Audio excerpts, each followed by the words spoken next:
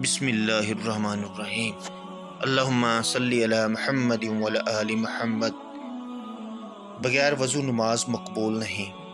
حضرت ابو ہریرہ رضی اللہ عنہ سے روایت ہے، انہوں نے فرمایا رسول اللہ صلی اللہ علیہ وسلم نے فرمایا اس کی نماز قبول نہیں ہوتی جس کا وضو ٹوٹ جائے حتیٰ کہ دوبارہ وضو کر لے۔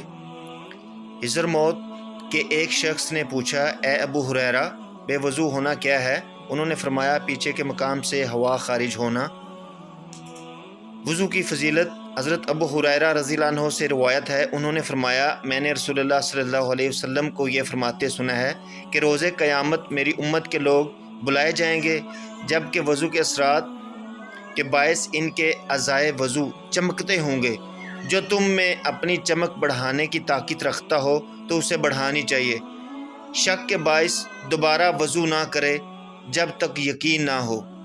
حضرت عبداللہ زید بن انصاری رضی اللہ عنہ سے روایت ہے، رسول اللہ صلی اللہ علیہ وسلم کے سامنے ایک شخص کا حال دریافت کیا کہ جس شخص کو نماز میں خیال گزرے کہ شاید کچھ حدث ہوا ہے، فرمایا کہ نماز نہ توڑے یا ختم نہ کرے یہاں کہ آواز سنے یا بدبو پائے۔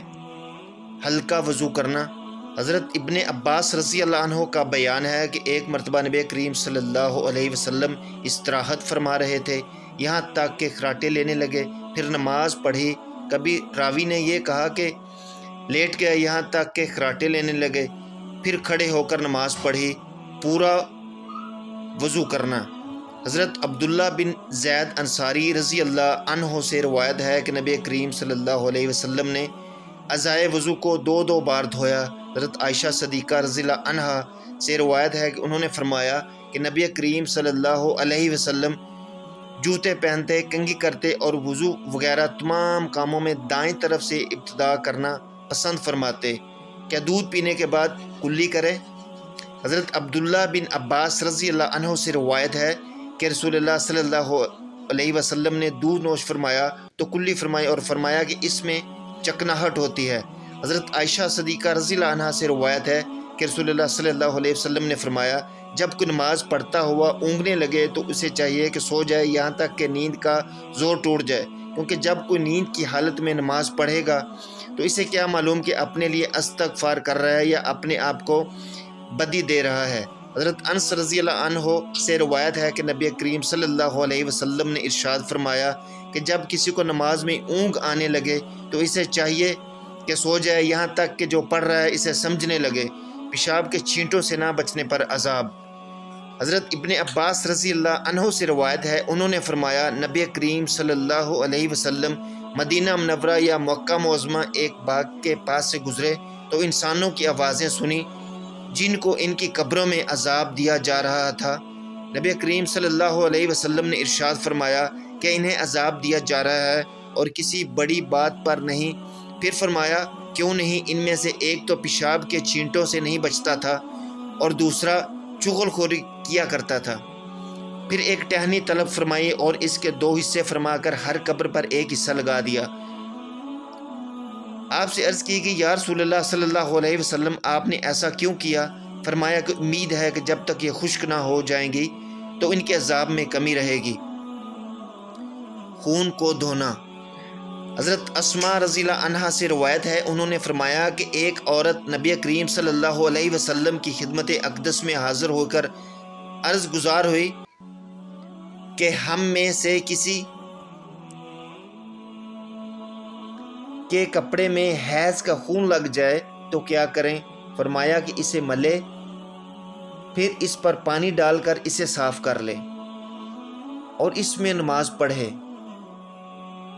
حضرت ابو ہریرہ رضی اللہ عنہ سے روایت ہے کہ نبی کریم صلی اللہ علیہ وسلم نے ارشاد فرمایا مسلمان کو جو زخم اللہ کی راہ میں لگتا ہے وہ بروز قیامت ایسی حالت میں ہوگا جیسے آج ہی زخم لگا ہوا اور خون کے رنگ کا خون بہہ رہا ہوگا، خوشبو مشک جیسی ہوگی۔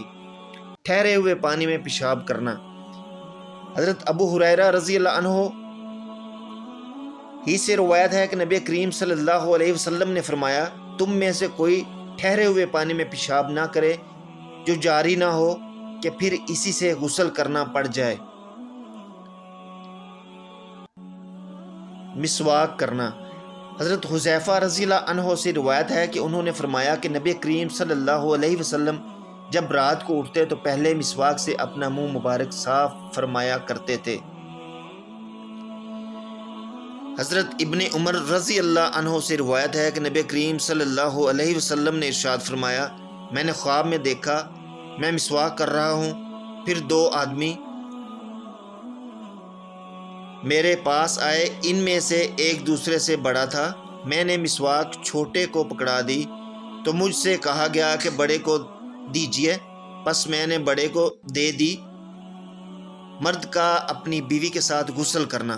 حضرت عائشہ صدیقہ رضی اللہ عنہا سے روایت ہے، انہوں نے فرمایا کہ میں اور نبی کریم صلی اللہ علیہ وسلم مل کر ایک ہی برتن سے غسل کیا کرتے تھے۔ وہ برتن قدح تھا، بڑا پیالہ جسے فرق کہا جاتا تھا۔ نہاتے وقت حلاب یا خوشبو سے ابتدا کرے۔ حضرت عائشہ صدیقہ رضی اللہ عنہا سے روایت ہے کہ نبی کریم صلی اللہ علیہ وسلم جب جنابت کا غسل کرتے تو حلاب وغیرہ کوئی چیز منگواتے اور اسے اپنی ہتھیلی میں لے کر پہلے سر کے دائیں سے ابتدا کرتے، پھر بائیں جانب، پھر دونوں ہاتھوں سے سر کے درمیان میں لگاتے۔ غسل کے دوران بالوں میں خلال کرنا۔ حضرت عائشہ رضی اللہ عنہا سے روایت ہے کہ انہوں نے فرمایا، رسول اللہ صلی اللہ علیہ وسلم جب غسل جنابت فرماتے اپنے ہاتھوں کو دھوتے، پھر نماز کے وضو جیسا وضو کرتے، پھر غسل کرتے، پھر اپنے ہاتھوں سے بالوں میں خلال کرتے، حتیٰ کہ آپ کو یقین ہو جاتا کہ جلد تر ہو گئی ہے تو اس پر 3 مرتبہ پانی بہاتے، پھر سارے جسم مبارک کو دھوتے۔ حضرت ابن عمر رضی اللہ عنہ سے روایت ہے، حضرت عمر بن خطاب رضی اللہ عنہ نے سرکار علیہ السلام سے عرض کی کہ کیا ہم میں سے کوئی بھی حالت جنابت میں سو سکتا ہے؟ فرمایا، ہاں، تم میں جب کوئی جنابت سے ہو تو وضو کرے پھر سو جائے۔ حیض کا بیان، حائضہ کو کیا کرنا چاہیے؟ حضرت عائشہ صدیقہ رضی اللہ عنہا سے روایت ہے، انہوں نے فرمایا کہ ہم صرف حج کے ارادے سے نکلے، جب صرف کے مقام پر پہنچے تو مجھے حیض آ گیا۔ رسول اللہ صلی اللہ علیہ وسلم میرے پاس تشریف لائے تو میں رو رہی تھی۔ فرمایا، تمہیں کیا ہوا؟ کیا حیض آ گیا؟ میں نے عرض کی، جی ہاں۔ آپ صلی اللہ علیہ وسلم نے فرمایا، یہ اللہ کا حکم ہے جو اس نے آدم کی بیٹیوں کے لیے لکھ دیا ہے، تم بھی دوسرے حاجیوں کی طرح سب کام کرتی رہو، صرف بیت اللہ شریف کا طواف نہ کرنا۔